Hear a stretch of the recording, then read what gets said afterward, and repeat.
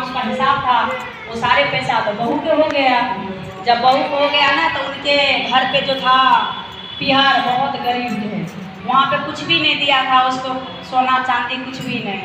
जब उसका 1 महीना जब पूरा पैसा हो गया, 2 लीटर दूध बचाते बचाते, तो एक दिन सब पैसा वसूल के और बोला कि जे सासू माँ हमारे वहाँ पिहर से कुछ खबर आए हैं, हमारे जाने दो वहाँ पे। तो बोला ऐसा कौन काम हो गया है? तो बोला कुछ मतारिए है, कुछ बात होगा। बोला अरे बेटी को जाने दो। तो बोला कोई बात ना, भाई आ गए हैं। तो बोला हाँ मेरा भाई भी आ गए, आप जाने दो। तो कहे ठीक है तुम चले जाओ। जब वो अपना माँ के पास गए तो वहाँ जो दूध जो 2 लीटर का पानी डाल डाल के बचाए थे, सब जेवर वो बना के वहाँ से आए, पूरा जेवर उनके हो गया। जब वहाँ से आए तो ससुराल में तो सास पूछ रहे हैं जे ये बहू जब ये पहले तो शादी करके आओगे तो एक भी जेवर नहीं थे, आज तो पूरा इतना तुम्हारा माँ बाप की क्या ऐसा चीज़ हो गया है धन भी जो इतना सोना चांदी से पूरा देख भर के आए हो। तो बोला ये थोड़े ऐसा सुमा जो बिया शादी में नहीं देते दोबारा नहीं देते हैं, दोबारा भी देते हैं। तो बोला हाँ हो सकता है, हाँ।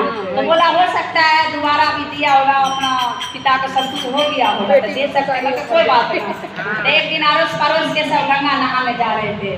जब गंगा नहाने जा रहे थे तो उनके सासू बोला कि ये बहू तो सब आस पास के जा रहे गंगा नहाने, चलोगे? तो बहू बोला कि हाँ क्यों नहीं जाएंगे, चलो। बहू तो एकदम छलबली थी, अंदर में कुछ तो उसको छाना, पूरा सोना चांदी पूरा देह में लटका ली। गंगा नहाने जा रहे सोना चांदी पहन के, किसी को पास तो है नहीं, मेरे पास तो सोना चांदी है, पूरा पहन ली। गंगा नहाने गए।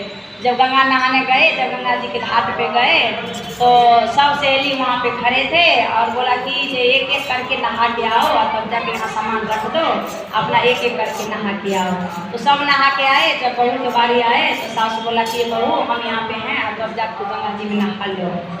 बहू गई, कल के ठीक है आप बैठो, मैं सब कुछ यहाँ पे रख दिए, मैं जा रहे नहाने। गंगा जी को प्रणाम करके बोली जा रहे मैं गंगा जी में नहाने। जै की बहू गई, डुबकी लगाई, सारे जेवर उसको पानी में रख दिए। जब सारे जेवर उसको पानी में रख गए, मछली ना नाक कान सब कटवा दी, नाक भी काट ली, कान भी काट ली, पूरा काट के जब ऊपर हुई तो नाक कान कटवा के निकली, पाकिस्तान को कटवा के निकली। तो बहुत रो रही थी घाट पे, बहुत रो रही। तो सास बोला कि हे गंगा माँ, एक तो हमारे बहू के पहले शादीशुदा थे तो कुछ भी नहीं सोना चांदी लिए थे, आप उनके गए पिहर में तो पता नहीं मतारी उसको कहाँ से ला के सोना चांदी दिए, वो भी गंगा माँ अब रख दिए। रोते रोते रोते रोते बेचारी अपना पागल हो गई। तो सब बोला कि कोई बात नहीं कि चलो आप जो गंगा माई थे गंगा माई में चली गए, अब क्या करोगे रो के, कोई फायदा तो है नहीं, पानी में थोड़े मिलेंगे।